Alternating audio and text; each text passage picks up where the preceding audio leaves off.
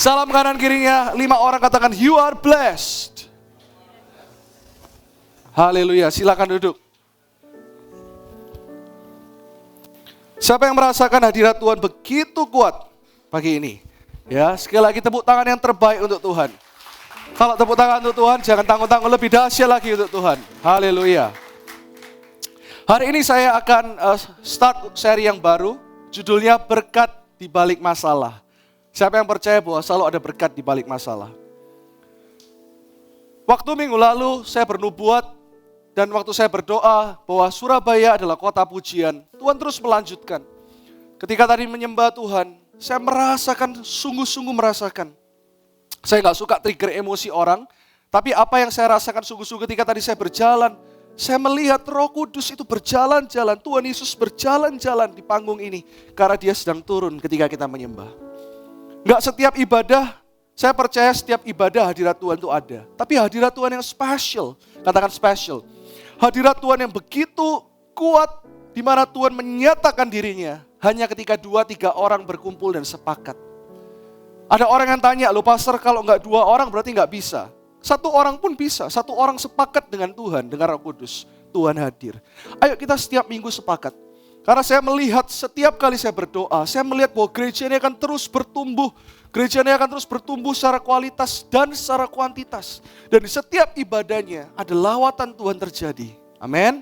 Kita tetap harus cool, keren, tapi kita harus relevan, but kita harus radical.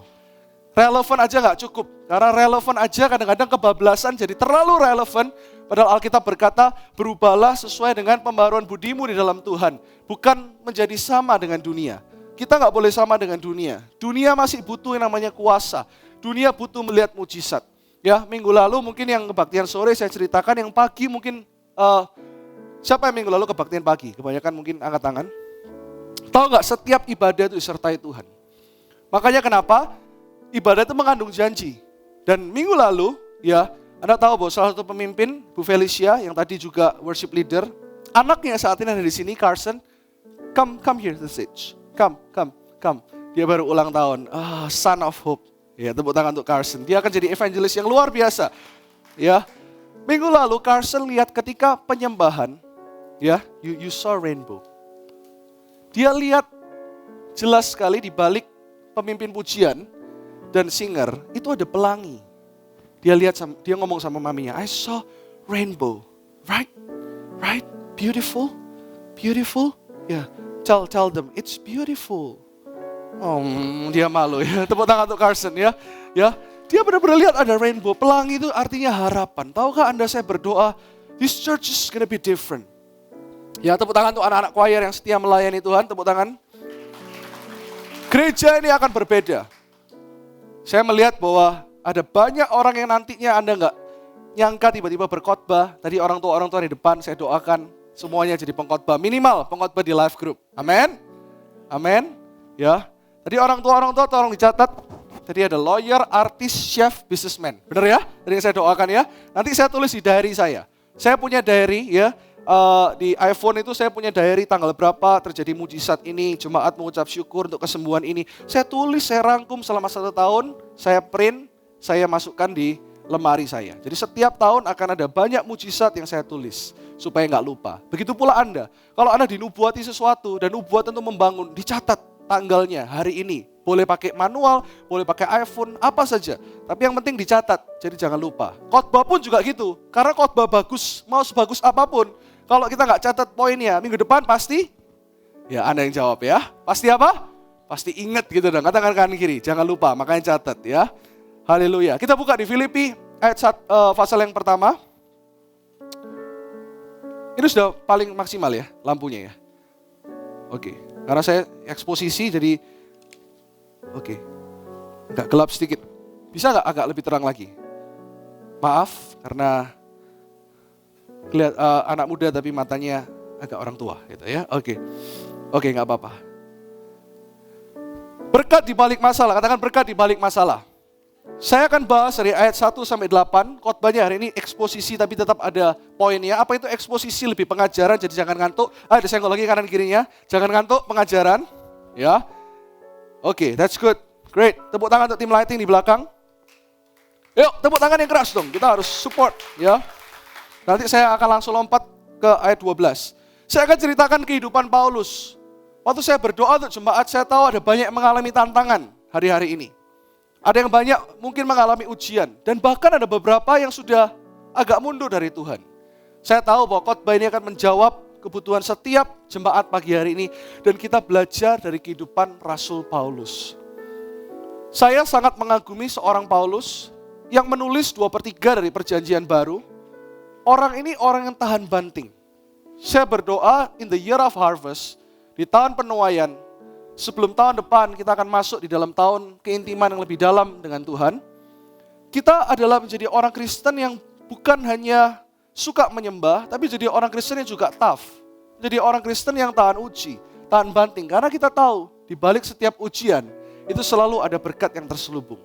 Selalu ada kemuliaan Tuhan. Amin. Asal ujian dan masalah itu tidak kita buat-buat sendiri. Artinya kalau ada masalah yang dimana kita nggak buat itu, tetapi masalah itu datang, kita harus tahu di balik masalah ada kemuliaan. Katakan di balik masalah ada kemuliaan. Katakan ada berkat di balik masalah. 1, 2, 3. Oke, saya bahas dari ayat yang ke-1. Filipi 1, ya boleh dibuka Alkitabnya, mulai ayat yang pertama. Nanti setiap kata saya akan berhenti dan mulai kasih remanya buat Anda. Saya nggak akan bahas banyak historinya, tapi saya akan bahas lebih banyak remanya. Ya. Yang pertama, dari Paulus. Katakan dari Paulus. Dari sini saja saya berhenti dulu. Setiap surat Paulus dia selalu berkata dari Paulus. Tahukah Anda bahwa Paulus ini dulunya adalah orang yang gagal? Paulus ini bahkan dalam tanda kutip penjahat. Dia yang membakar rumah Tuhan, bahkan dia ikut inisiatif untuk membunuh Stefanus martir yang pertama. Jadi kalau Anda coba pikirkan dosanya. Kira-kira Paulus ini berdosa enggak dulu? Halo, coba kita jawab sama-sama ya. Berdosa enggak? Dosa di depan Tuhan memang enggak ada dosa besar, dosa kecil. Tapi kalau kita bisa pakai bahasa hiperbola, halo, ada telepon dari malaikat? Iya, oke.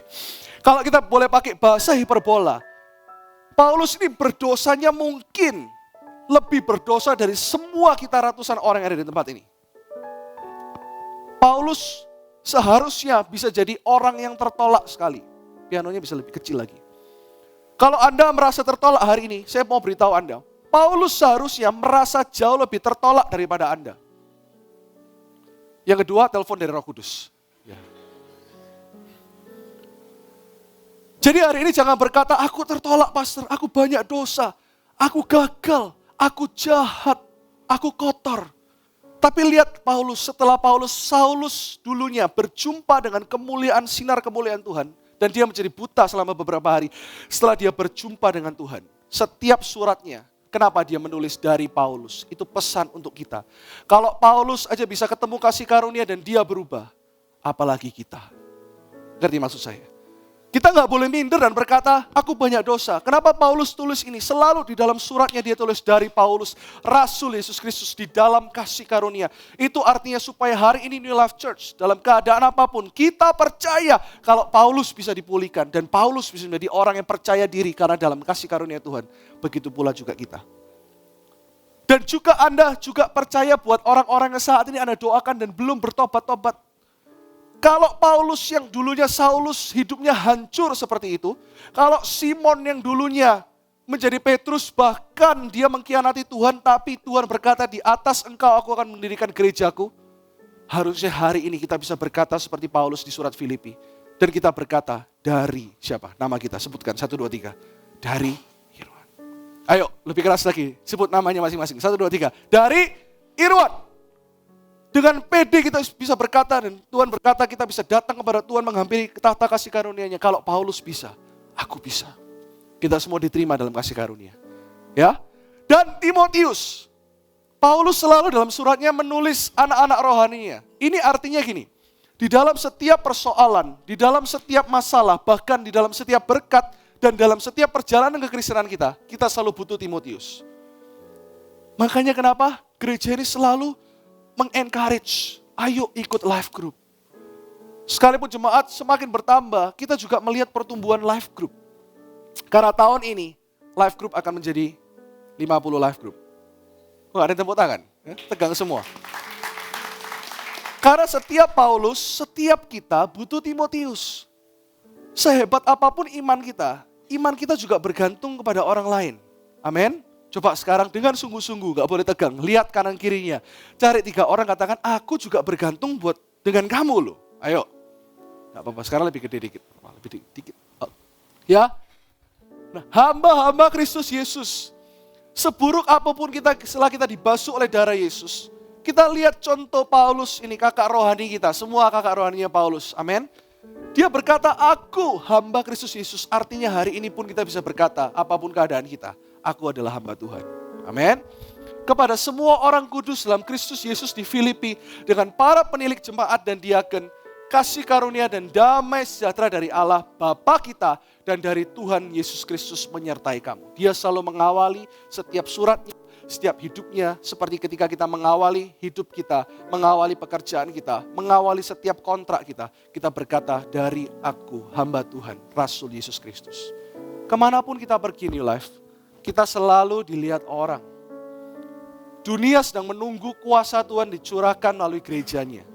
Saya percaya kita semua kemanapun kita melangkah, kita ingat, aku adalah hamba Tuhan. Apa yang kita lakukan akan berdampak kepada kekekalan. Dan yang kedua, apa yang kita lakukan juga berdampak bagi sekeliling kita. Amin. Ayat yang kedua. Aku mengucap syukur kepada Allahku setiap kali aku mengingat kamu.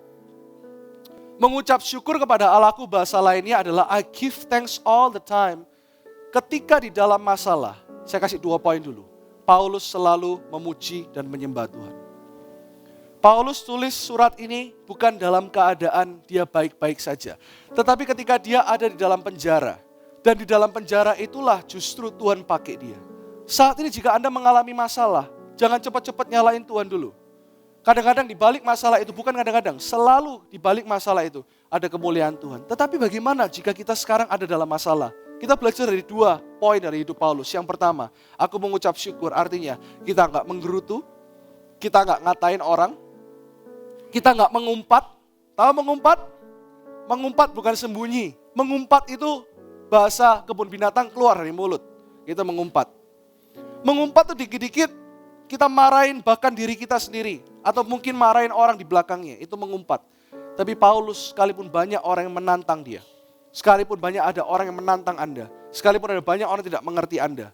Belajar Paulus memuji dan menyembah. Bahkan dia berkata, setiap kali aku mengingat kamu dan setiap kali aku berdoa. 2 kunci ketika Anda mengalami masalah. Memuji dan menyembah dan berdoa. Katakan memuji dan menyembah. Kurang keras. Dan berdoa. Sekali lagi, memuji dan menyembah dan berdoa. Untuk kamu semua, aku selalu berdoa dengan sukacita. Coba sekarang Anda bayangkan, orang di dalam penjara, gak salah apa-apa, dia harus dipenjara selama 2 tahun, tapi dia tetap bersukacita karena orang lain. Wow, isn't that great? Susah gak kira-kira bersukacita ketika dalam keadaan secara fisik bahkan di penjara? Susah gak? Siapa yang bilang susah? Angkat tangan jujur.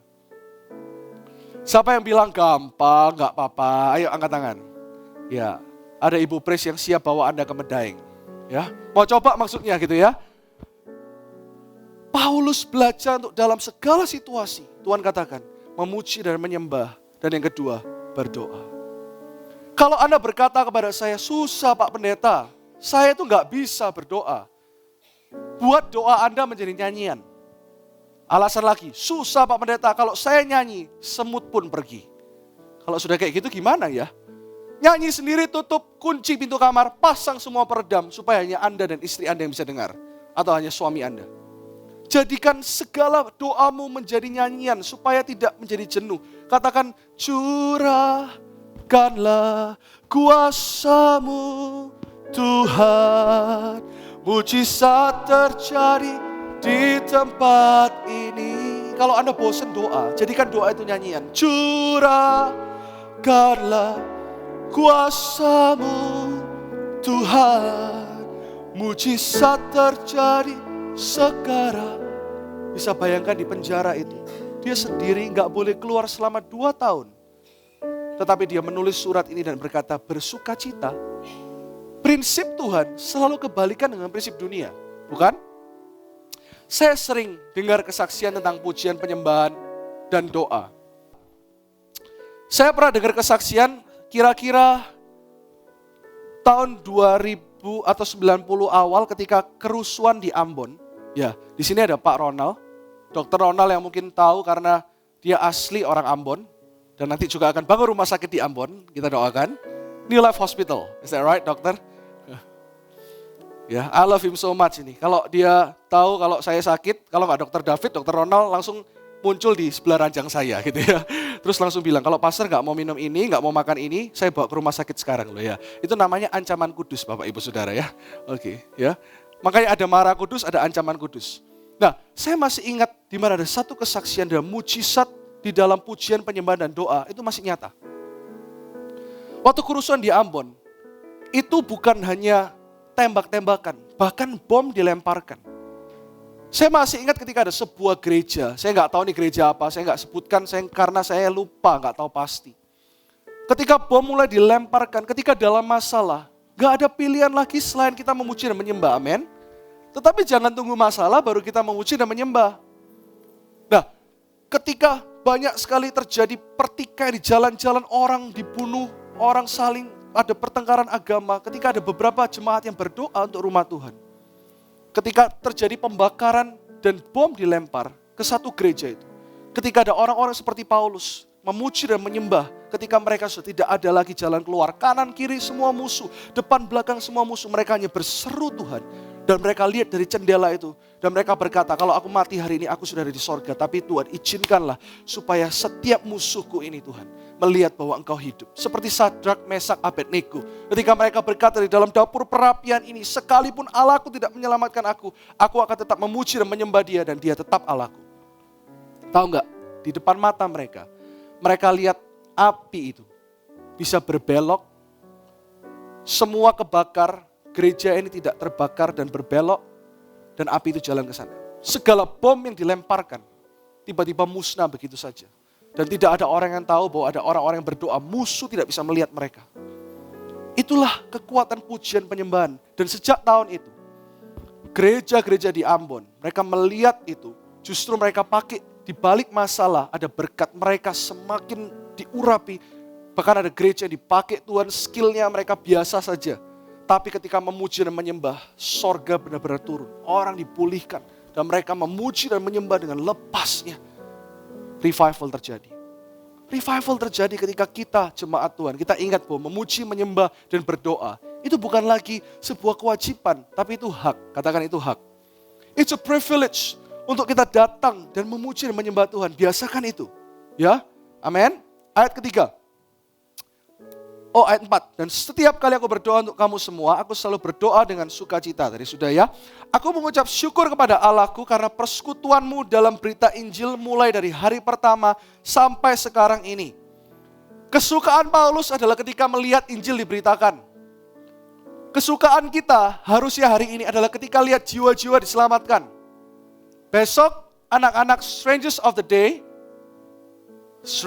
Day akan melayani di kampus Widya Mandala. Mereka akan bawa food truck yang besar di sana, mereka akan nyanyi, perform, tapi selain daripada itu yang paling penting adalah mereka akan menjangkau setiap anak-anak yang ada di kampus itu. Kemarin ketika berdoa, waktu jam 6 saya datang, ikut bersama-sama dengan mereka berdoa. Hadirat Tuhan begitu kuat, saya hanya berdoa cepat saja karena hari ini harus khotbah, tapi saya merasa saya harus datang, saya harus ketemu mereka. Ketika kami bergandengan tangan, saya lihat satu persatu leader-leader, air mata mereka mengalir. Karena apa? Karena hati mereka seperti Paulus ketika Injil diberitakan. Paulus berkata, aku mengucap syukur kepada Allah. Aku mengucap syukur karena Injil itu diberitakan. Persekutuan dalam Injil, itulah yang menjadi kesukaan Paulus ketika pekerjaan Tuhan. Itu menjadi yang utama setelah Tuhan itu sendiri. Amin. Ada berapa banyak jiwa yang akan kita jangkau? Akan ada berapa banyak juga orang yang mungkin ketika dijangkau mereka nggak mau. It's okay. Tetapi kesukaan kita ketika satu orang bertobat, ketika yang belum dibaptis hari ini memberikan dirimu dibaptis. Seluruh sorga, miliaran malaikat bersorak-sorai untuk kita. Mari kita doakan, yang nggak ikut sekalipun, besok saya akan ikut ke Widya Mandala. Amin. Untuk beli molen, jangan GR dulu. Ada molen yang enak. No, beli molen lalu menginjil di sana. Ayo, let's get excited jemaat Tuhan. Gereja bukan hanya menuin bangku. Coba dipegang bangkunya, yang sebelah kosong dipegang. Hei bangku, ayo katakan saat ini. Katakan profetik. Ya kalau tepung aja bisa dibilang, hai tepung, katakan hai bangku. Ayo, 1, 2, 3. Hai bangku. Kamu itu jiwa-jiwa, ayo katakan. Ya. Excited to see revival. Kita semua akan melihat revival. Dan Tuhan janji, sebelum Tuhan datang, kebangunan rohani akan menjadi semakin besar. Tahun depan akan lebih banyak lagi festival kesembuhan. Tahun depan akan lebih banyak lagi penjangkauan. It's enough 1,5 tahun ini kita fokus untuk membangun rumah. Yang paling penting bukan gedungnya. Tapi ketika Paulus berkata, yang penting bukan jemaat di mana-mana. Waktu itu dia sudah menjadi kepala gereja puluhan ribu di mana-mana. Tapi dia berkata, sampai hari ini, fokusku gak hilang. Bapak Ibu, kalau fokus kita mulai hilang, lebih kepada profesi kita. Mari hari ini kita berkata, termasuk saya gak lebih hebat dari Anda. Trust me. Tapi kita berkata, Tuhan aku mau seperti Paulus. Kesukaanku adalah ketika berita Injil. Persekutuan dengan berita Injil. Ayat 6. Akan hal ini aku yakin sepenuhnya, yaitu Ia yang memulai pekerjaan yang baik di antara kamu, akan meneruskannya sampai pada akhirnya pada hari Kristus Yesus. Tahu enggak? Kalau enggak, Tuhan yang memulai pekerjaan baik. Paulus berkata, Ia yang memulai, itu artinya Tuhan mengingatkan kepada kita, jika hari ini kita bisa diberkati, itu karena Ia yang mulai. Saya minta kunci G. Ada lagunya, saya suka lagu lama ini berkata seperti ini. Ini G ya. Haleluya. Kalau gini enggak apa-apa lebih keras. Ya. Kenny, seperti minggu lalu saya katakan, dia baru juara 1 seluruh Tianjin. Ya, berapa orang yang kamu kalahkan? Hah? 2000? Kalau kompetisi Peru 2000 bisa 2 bulan itu ya. Hah? Sebentar lagi akan menjadi juara di seluruh China. Saya doakan, yuk kita doakan supaya apapun yang menjadi hati Kristus saat ini. Anak ini akan dipakai Tuhan luar biasa. Gak tahu kenapa, saat ini arahkan tangan dulu. I pray for Kenny right now Tuhan. Aku melihat bahwa jari-jarinya bukan hanya memuliakanmu di China, tapi juga di Amerika dan di mana-mana Tuhan. Buka saat ini pintu-pintu itu. Selalu ada berkat saat ini. Di balik segala suatu persiapan yang dia kerjakan untuk perlombaan-perlombaan berikutnya. Pakai dia Tuhan. Bahwa film-film Hollywood ke depan harus dikuasai oleh anak-anak Tuhan. Termasuk musiknya di dalam nama Yesus. Haleluya. Ada lagu seperti ini. Saya lupa lagunya. Gimana lagunya? Bukan. Oh iya benar. Tepuk tangan untuk Beryl. Thank you Beryl. You know my heart. Tapi ke ketinggian. E aja E. Ya. Ini E. Enak ya kalau yang main piano itu pinter E langsung E. Biasanya kalau yang masih raba-raba transpus bingung di mana nih ya transpusnya gitu ya. E. D aja. Oke. D. Ini namanya ngerjain ya. D. Yesus, Kau telah memulai. Tahu lagu ini? Segala yang baik, segala yang baik dalamku. Engkau menjadikanku serupa gambaranmu dan berharga di matamu. Yesus Kau telah memulai. Yesus, katakan seperti Paulus berkata, Kau telah memulai. Segala sesuatu yang baik katakan, ini Kau yang kerjakan Tuhan. Segala yang baik dalamku, Engkau menjadikanku serupa gambaranmu dan berharga di matamu. Sekarang ku memujimu, Allah yang setia, yang tak pernah meninggalkan. Perbuatan tangan, yang memulai pekerjaan yang baik. Ku menyembahmu, Allah yang mulia, sempurnakan segenap hidupku agar indah bagimu. Semua yang beriman dan berkata, semua pekerjaan baik Kau yang mulai, katakan, sekarang ku memujimu, Allah yang setia, yang tak pernah meninggalkan. Perbuatan tanganmu Sekarang ku menyembah-Mu. Allah yang mulia, Allah yang mulia, sempurnakan segenap hidupku agar indah bagimu. Allah yang setia, yang memulai pekerjaan yang baik. Kalau hari ini kita yang punya yang baik, bahkan baik di sini sempurna, itu karena Allah yang memulai.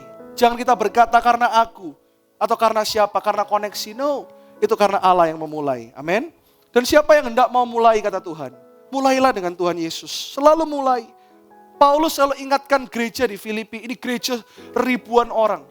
Dan dia juga mengingatkan suratnya kepada kita hari ini, bahwa segala sesuatu yang baik selalu datang dari Tuhan. Segala sesuatu yang excellent selalu datang dari kedua tangan Tuhan. Amin. Memang sudahlah sepatutnya aku berpikir demikian akan kamu semua. Di penjara pun dia selalu pikirkan orang lain, pikirkan keadaan orang lain, pikirkan kerjaan Tuhan. Artinya gini, kalau kita mungkin lagi dalam kesibukan, banyak orang yang berkata kepada saya, pastor saya belum bisa jadi gembala karena saya sibuk. Atau mungkin ya gak semua orang harus jadi gembala.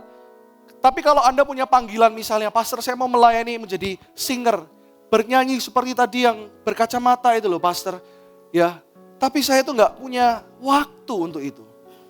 Saya ingin bernyanyi atau saya ingin main drum, saya ingin nari, gak ada penari ya.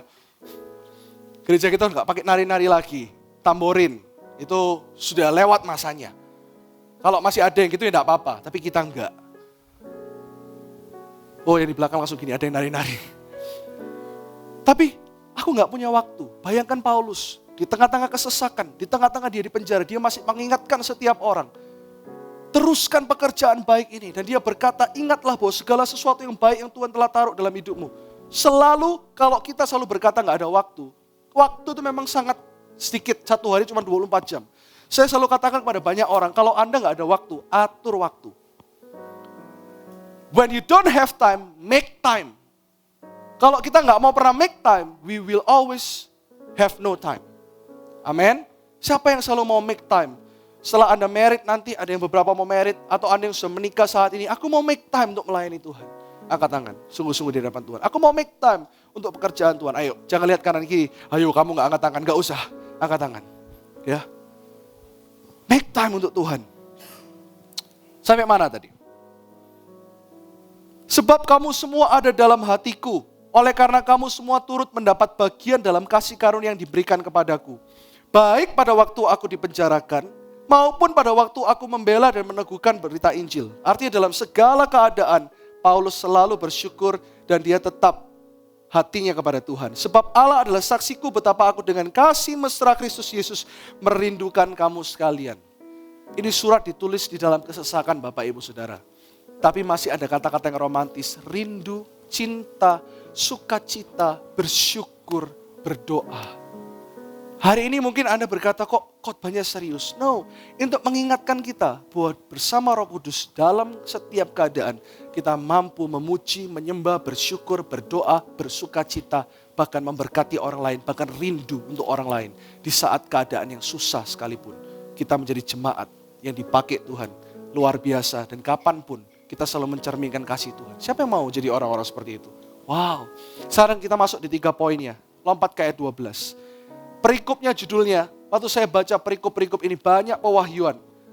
Bayangkan di penjara perikop yang pertama salam. Perikop yang kedua ucapan syukur dan doa. Perikop yang ketiga kesaksian. Kok bisa dalam penjara ada kesaksian? Nah, kita akan lihat kesaksian Paulus dalam penjara. Ya. Aku menghendaki saudara-saudara supaya kamu tahu.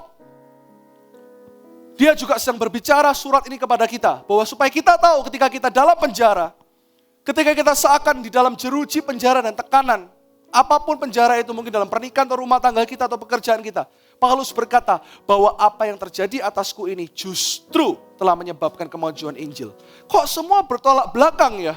Kalau saya baca ini luar biasa. Biasa orang kalau kena masalah datang berkata, pastor aku lemah, doakan ini gini. Setiap hari besoknya lemah lagi, besoknya lemah lagi, besoknya gak mau ke gereja, besoknya gak mau melayani. Tapi Paulus justru semakin dalam masalah. Dia berkata, hey justru apa yang terjadi atasku ini menyebabkan kemajuan Injil. Ini loh kalau orang berkata seperti ini. Aku punya pikiran Kristus dan aku memikirkan hal-hal yang di atas. Kalau kita hidup bersama Roh Kudus, kita akan melihat segala hidup di dunia ini dari kacamata Tuhan.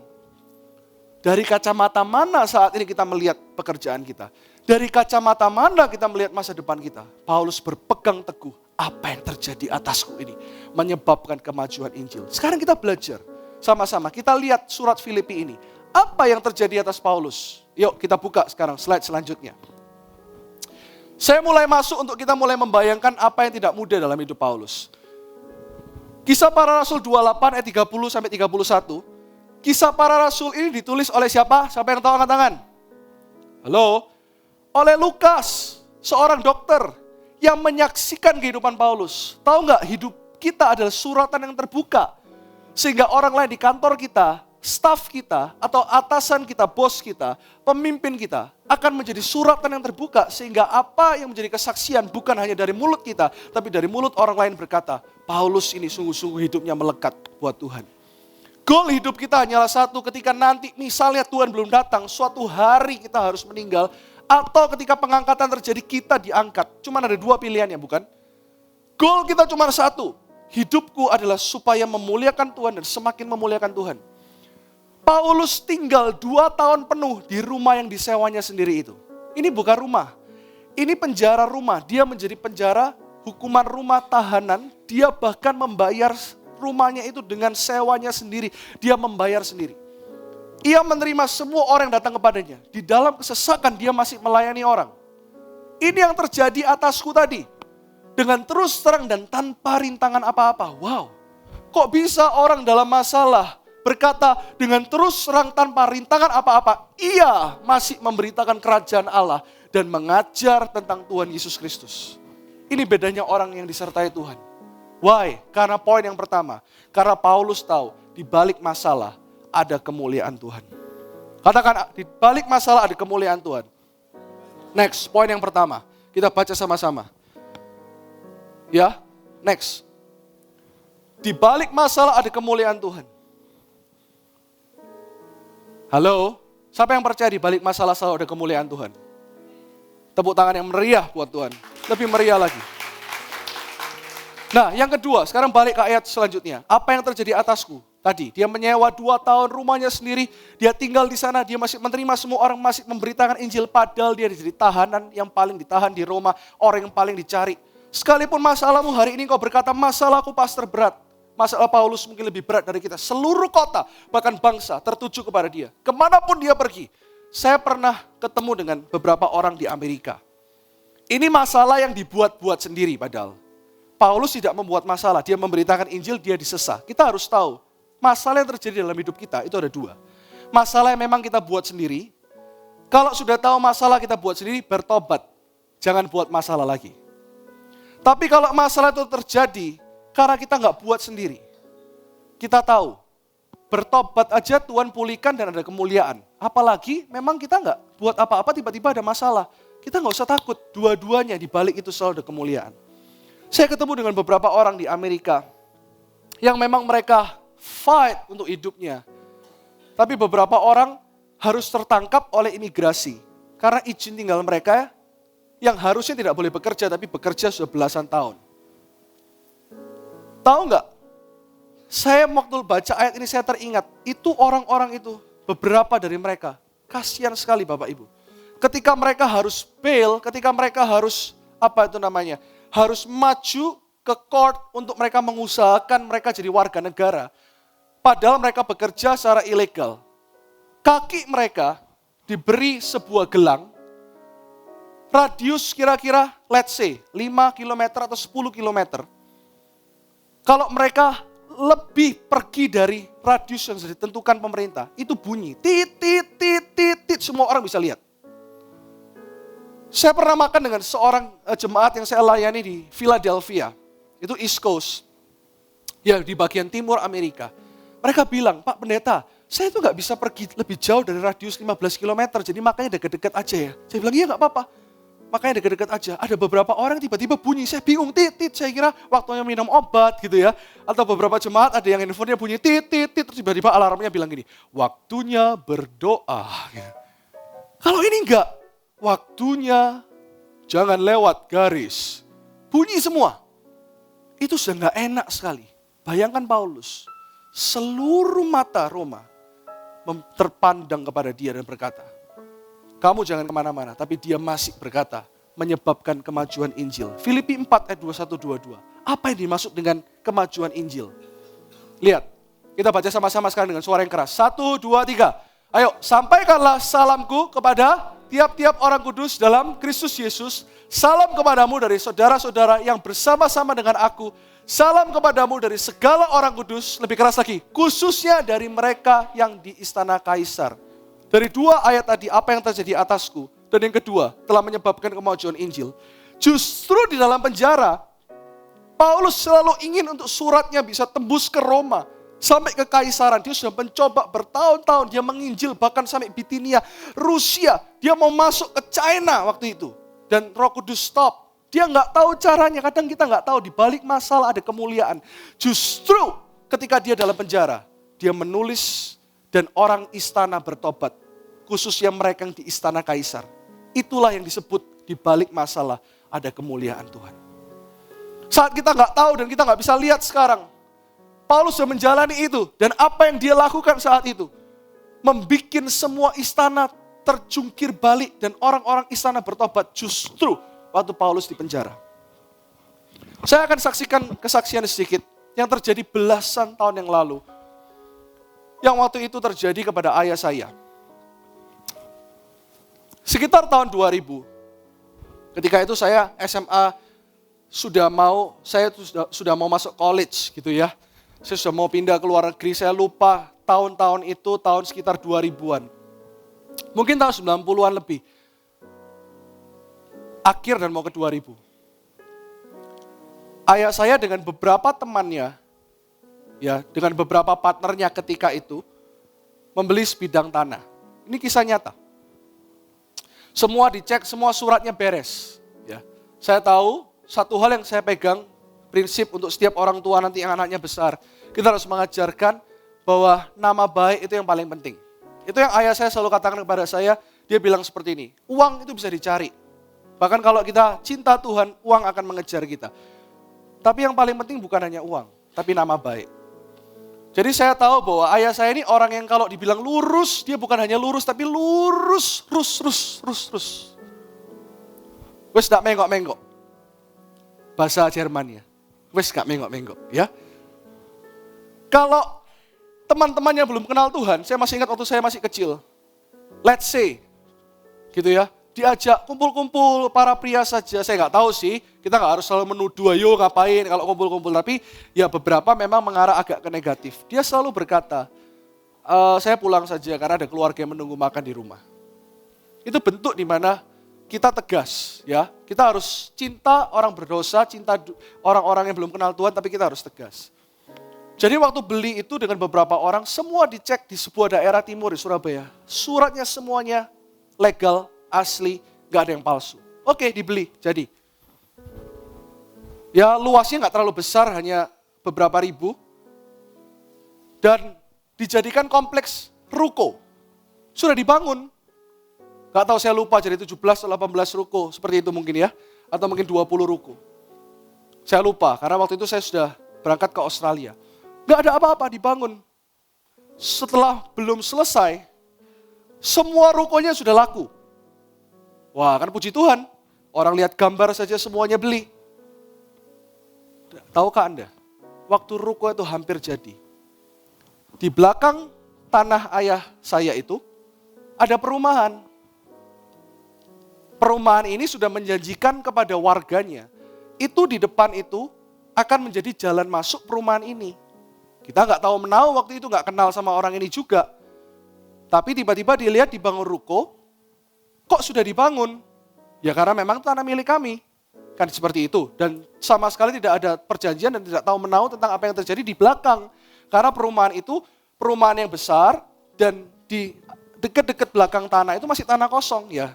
Pokoknya ceritanya tidak ada yang kepikiran lah. Tiba-tiba orang di belakang itu menuntut Pemkot. Alasannya bukan ayah saya yang dituntut, tapi Pemkot yang dituntut. Dengan segala cara pakai kekuatan, pakai uang, pakai koneksi, bahwa nyatakan pokoknya itu IMB gak beres. IMB sudah keluar. Dicabut, gak tahu gimana caranya, dikatakan itu palsu. Itu saya bisa merasa waktu saya di Australia, saya baru melayani Tuhan. Saya bisa berkata, Tuhan, kalau gini kok Tuhan gak bela? Kok kayak gini Tuhan? Padahal kita sudah lurus, kita tahu bahwa apa yang segala sesuatu yang kita lakukan transparan dan Tuhan tahu tidak ada yang salah akan hal ini. Tuhan katakan jangan bersungut-sungut. Waktu itu susah untuk anak muda seperti saya untuk melihat ketika itu gak mudah. Justru di dalam hal itu, teman-teman yang waktu itu bergabung di proyek ini semuanya mundur. Yang maju hanya ayah saya. Saya tahu itu gak gampang sekali Bapak Ibu Saudara. Akhirnya kita tetap fight dengan cara hukum dan sebagainya. Singkat cerita, dia tuntut sampai gimana caranya. Anda lihat bahkan waktu itu sempat diliput oleh beberapa televisi lokal dan koran-koran. Dan saya nggak tahu wartawan dari mana. Saya ditunjukkan waktu itu dengan rekaman handphone yang masih jadul di zaman itu. Itu semua bangunan ruko dikelilingi preman-preman di daerah itu. Semua, seakan-akan Tuhan nggak bekerja. Seakan-akan kok seperti ini. Tetapi ketika ayah saya telepon dan berkata, ayah saya nggak banyak ngomong, dia hanya berkata gini, Tuhan yang di pihak kita. Kamu pray aja buat papa. Waktu itu saya karena sebagai anak yang besar, saya pengen pulang. Saya bilang saya mau pulang. Sekalipun itu hanya kelihatannya hal kecil, tapi itu nggak kecil. Bertahun-tahun harus menghadapi musuh yang seakan-akan dia mau menekan, tapi dia nggak bilang menekan kita. Dia bilang aku menekan pemerintah kok, tapi itu tanah kita. Sampai diancam ini tuh dimasukkan koran ini kompleks ruko, tahu nggak? Itu preman-preman bongkar semua ruko itu, rata tanah, nggak model ruko lagi. Bayangkan Bapak Ibu, semua orang sudah laku, kami harus gentleman kembalikan semua uangnya, karena dibongkar. Kelihatannya waktu itu kami kalah telak. Kalau sepak bola itu mungkin Persebaya lawan Jerman, bayangkan sendiri. 20-0 mungkin. Di saat dihancurkan semua bangunannya. Saya masih ingat. Ayah saya berlutut dan berkata, ampuni mereka Tuhan. Susah gak Bapak Ibu Saudara? Untuk bilang ampuni mereka Tuhan. Susah sekali. Secara duniawi, sekalipun saat ini saya menjadi pendeta. Kita kalau ikutin turutin daging, rasanya mau ambil parang tangan seperti ini. Ipman pun jadi. Tapi ketika kita berlutut dan berkata, Tuhan di balik penjara ini ada kemuliaan Tuhan. Mungkin aku gak bisa lihat sekarang Tuhan. Mungkin yang belum dapat jodoh berkata, ini mungkin bukan masalah, halah ada yang berkata cuma masalah jodoh. Tapi buat beberapa orang berat Tuhan. Berat menyendiri Tuhan. Seperti di penjara. Kirimkan meme Tuhan. Tahu gak? Di balik masalah ada kemuliaan Tuhan. Singkat cerita, waktu itu rata tanah. Untuk proyek itu, rugi besar-besaran. Untuk proyek itu.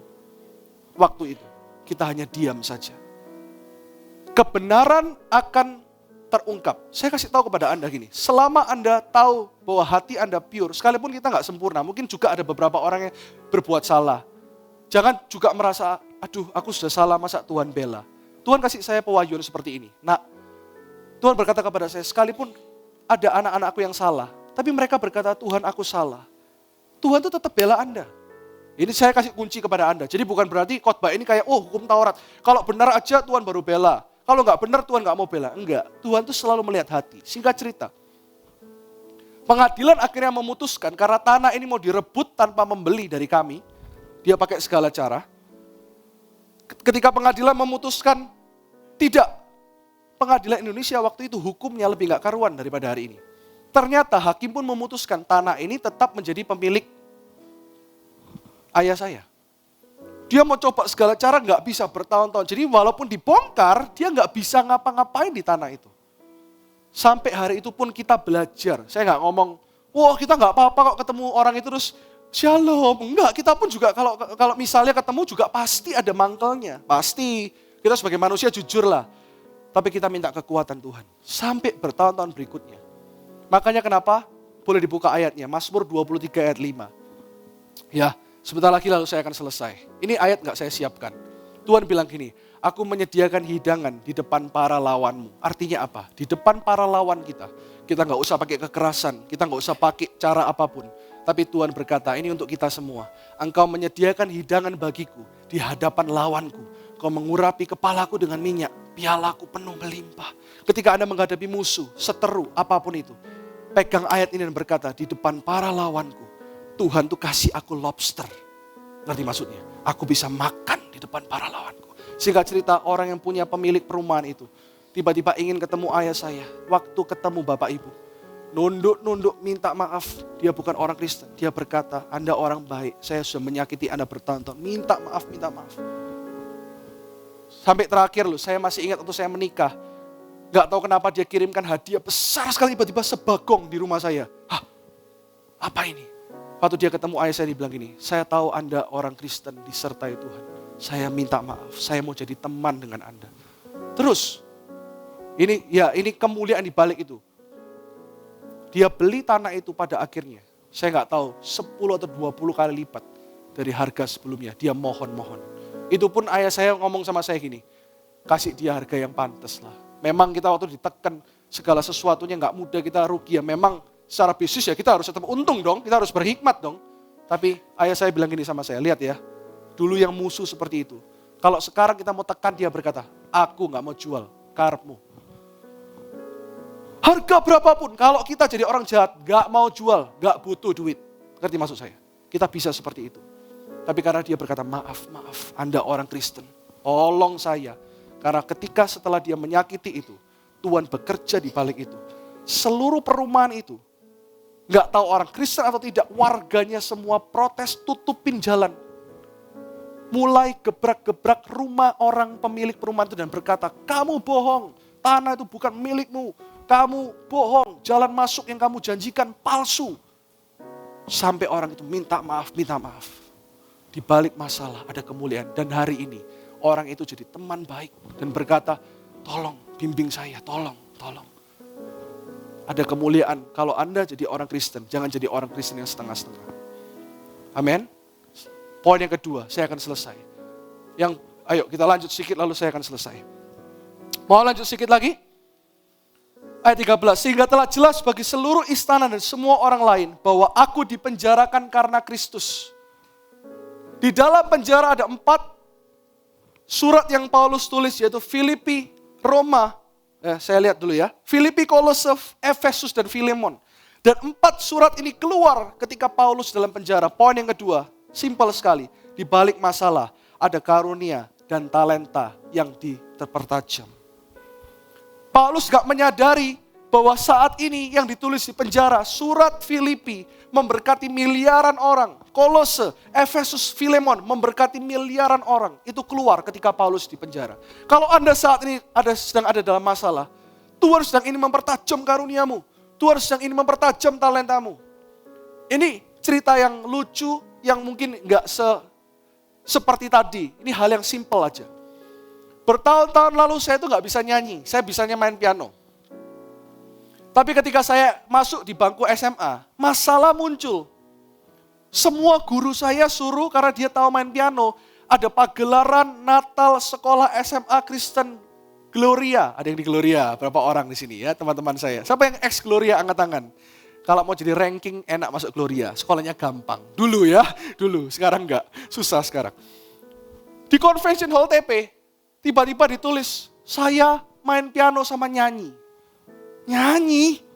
Saya langsung, aduh Tuhan, ini hal yang paling kutakutkan. Tahu nggak? Hal yang paling Anda takutkan justru dalam penjara, malah jadi karunia yang Tuhan bertajam. Saya itu latihan nyanyi tiap hari sambil bahasa Jerman yang Gregeli, tahu Gregeli? Kakinya terus gemeter. Saya nyanyi, bahkan waktu itu saya nyanyi, oh holy night. Ada Pak Michael, Pak Indrawan teman saya bongkar ya. Hari itu saya lip sync, tak rekam dulu di studio. Makanya orang-orang bilang enak, karena saya deg-degan, saya rekam dulu studio. Waktu ada masalah, saya baru ingat, ternyata saya juga kok lumayan ya suara saya. Dari situ saya mulai pertajam karunia saya. Saya mulai latihan nyanyi. Justru di dalam masalah, karunia kita dipertajam. Amin. Makanya yang gak bisa masak, ayo nanti masak buat fundraising anak-anak muda. Nanti gak mau beli semua, rasanya kayak keasinan semua ya. Hah? Jangan berkata aku nggak bisa, katakan bisa dulu. Ya terus jangan, aku bisa jadi WL tiba-tiba naik ke sini ya, jangan. Yang terakhir yang ketiga, ya, ayat 14 dan saya selesai. Dan kebanyakan saudara dalam Tuhan telah beroleh kepercayaan karena pemenjaraanku untuk bertambah berani berkata-kata tentang firman Allah dengan tidak takut. Saudara dalam Tuhan, poin yang terakhir. Kita tahu yang mana teman, yang mana kawan, yang mana sahabat ketika kita dalam masalah, betul? Poin yang ketiga, poin yang terakhir, di dalam masalah, di balik masalah, ada persahabatan yang sejati. Kalau justru kita menghadapi tantangan, akan kelihatan siapa orang yang benar-benar cinta kita. Siapa yang orang hanya mau memanfaatkan kita. Ketika ayah saya dalam masalah, ada beberapa teman yang dulunya kelihatannya baik. Tapi ketika masalah, ya kamu aja pakai namamu. Kamu aja yang maju. Tapi ada yang benar-benar berkata, I'm with you. Justru dalam masalah, kita akan temukan sahabat-sahabat yang sejati. Amin. Pegang 3 kunci sederhana ini, mari kita bangkit berdiri. Yang pertama, di balik masalah ada kemuliaan Tuhan. Yang kedua, di balik masalah ada karunia dan talenta yang dipertajam. Yang ketiga, di balik masalah ada persahabatan yang sejati. Apapun masalah yang kau hadapi hari ini, nyanyikan Yesus hanya kau yang kuandalkan. Melebihi siapapun juga. Tutup mata, angkat kedua tangan, katakan mujizat pasti terjadi hari ini.